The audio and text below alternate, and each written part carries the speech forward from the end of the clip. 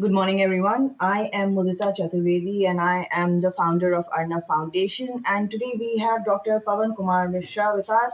He is a spiritual scientist, a Vedic astrologer, an author, and a founder of I Value Foundation. Welcome, Pawanji. Namaste. I'm so happy to be here. Today we will be talking about the Kumbh. Pawanji, there is so much being said and being heard about Kumbh. It has become the talk of the world actually, and more than 30 million reels have been made on Kumbh. Can you tell us briefly what is the story behind Kumbh? Well, the story of Kumbh is an ancient story. It is referred in several scriptures of Hinduism. Mahabharata, for example, Deve, Kurma Puran, Skanda Puran, and also in Srimad Bhagavatam and other Puran. This story is narrated. And all these texts date between a date range of 500 BC to 500 AD, over 1,000 years. These stories were recorded. The in an indirect way, even the Buddha mentioned about the Kumbh, not directly taking the name, but referring to taking a dip in holy rivers in form of a congregation.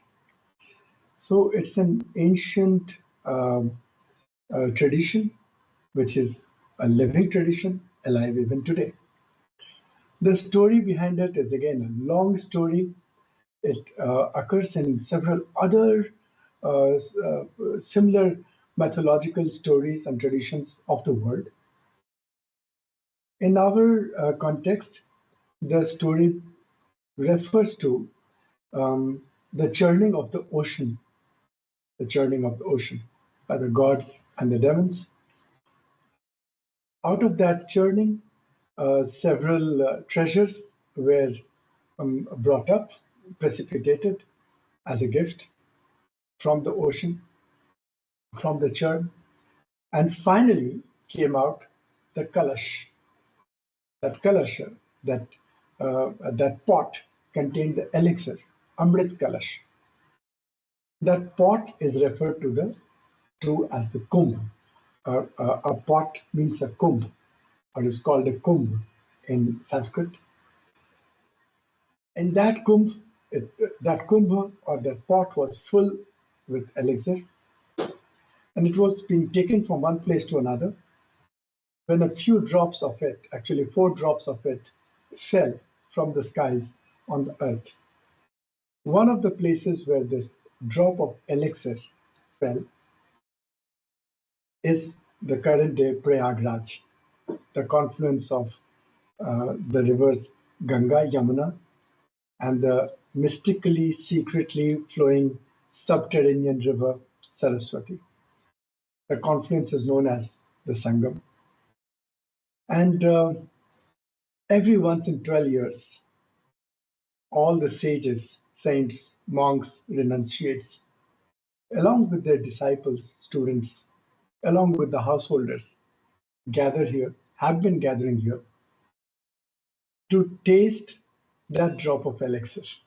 They take a dip in the confluence and taste to get the taste of that elixir. That's the story in brief about the Kumbh Mela. So, this mythological story, what does it have to do with our human life, with our present life? Well, this story points towards the pot of elixir. Elixir is called Amrit, Amritam in Sanskrit. Amrit means the immortal, the nectar of immortality. Now, that nectar of immortality, if someone tastes that, ingests that, will become immortal. Immortality simply means that I continue to live forever. If I continue to live forever, I have been forever. So the context, the relationship to human life is that in our practical day-to-day human life, we forget our immortality. At most, we experience our life as human beings, earthly beings having a spiritual experience. That's the most. But when you taste immortality, you become stationed or anchored in the feeling of I am a spiritual being having an earthly human experience. You become anchored in your spirituality, and that spirituality is your true immortal self. Being anchored in that self is also known as swastha. It's the name for being healthy. But being healthy is called swastha, anchored in oneself, anchored in one's immortal self.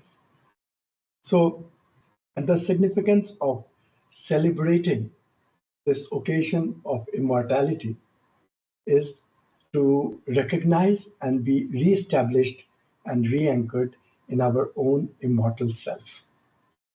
And that brings a shift in how we live our lives. That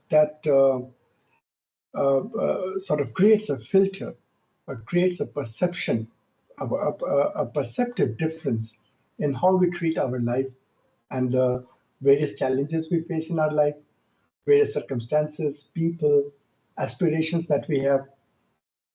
Currently, we feel extremely attached to them as if this life and whatever happens here is the end all and be all of our existence.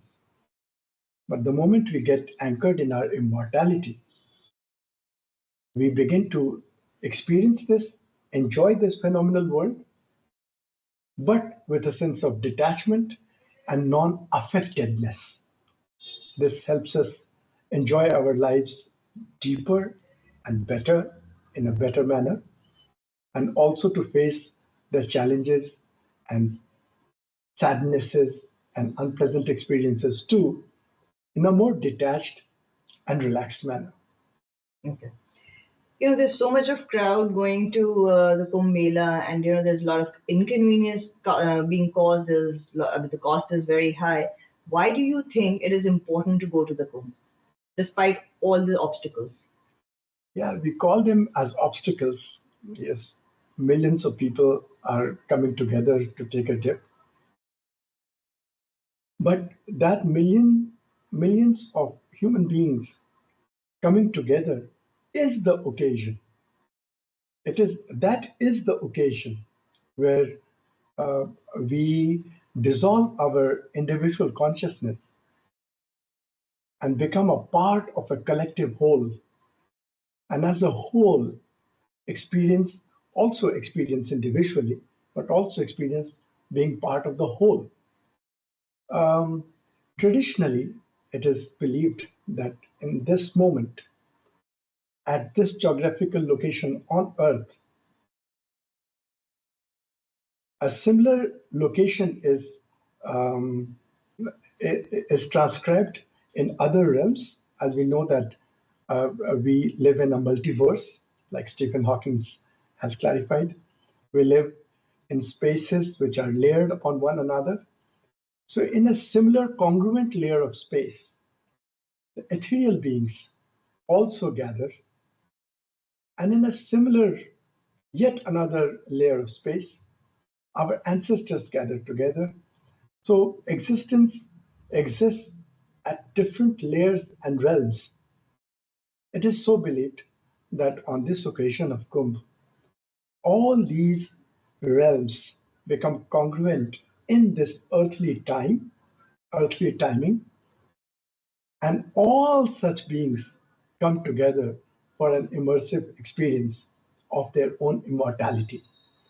Therefore, it is a beautiful and a very sacred occasion to come together and take an immersive dip together and reset ourselves to the realization of our own immortal self. So, assuming if people cannot go to the Kumbh, how can they benefit by not? I mean, how can they experience the same Kumbh in their house, in their houses, and will they be benefited by it? What is the way to go about it? That's a great question. Not everybody can make to the Kumbh. the physical location, geographical location of the Kumbh.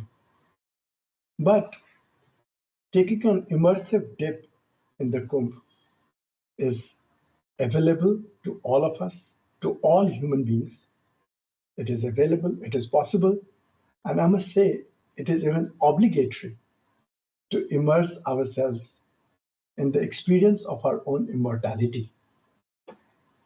In our tradition, we have the great mantra, it's called the great mantra, Maha Mantra. It's known as the Mahamrityunjay mantra. And that mantra reminds us of our immortality by ending in the phrase saying, Mrityor Mokshiya Ma Amritat. That's the embedded prayer in that mantra, that please release me from the imminent mortality that is around me, Mrityor Mokshiya, release me from the mortality of the experience that I'm going through, but never remove me, or the other way is to anchor me in immortality, Amritat. So at a yet deeper layer, there is a kumbh that happens in every moment of our being alive within our own body. In fact, kumbh also means the body. The body is referred to as the pot in which the life force is the water, is the content of this pot, of this physical pot. So in this body, to each one of us is the experience of our breath flowing through our nostrils. The flow of breath through the right nostril is known as the solar breath. It is also referred to as the Yamuna, the river Yamuna. The flow of breath through the left nostril is called the lunar breath and is also known as the Ganga. And there is a subtle breath, not directly experientiable, is the mystic breath that passes through the septum of the nose. Through the septum of the nose. It flows from the septum until the third eye. Flows from the septum to the third eye. So at the third eye junction, these two left and right breaths and the central breath merge together, confluence together. Therefore, the spot of the third eye becomes the prayag, the confluence. In that space, to draw our consciousness and be present in that space of the third eye and experience the flow of the three breaths ever so often on a daily basis. Every 1 or 2 hours, spare 1 or 2 minutes to take this immersion in the inner confluence of the three rivers. This is available, this is accessible to each one. And as I said, this is obligatory upon every human being who wants to become aware of his or her own immortality, to be able to position oneself in the third eye space and take an immersive dip, the experience and realization of one's own immortality. This is possible for all, and this kumbh, each one is invited and welcome to visit on a daily basis, also on this great occasion. Thank you very much, Dr. Mishra, for sharing and enlightening us with your knowledge. And I'm sure everybody will be looking forward to many more videos with you where you can share your knowledge, your experience, and we'll get to know more about Kumbh. Thank you very much. Thank you. Thank you.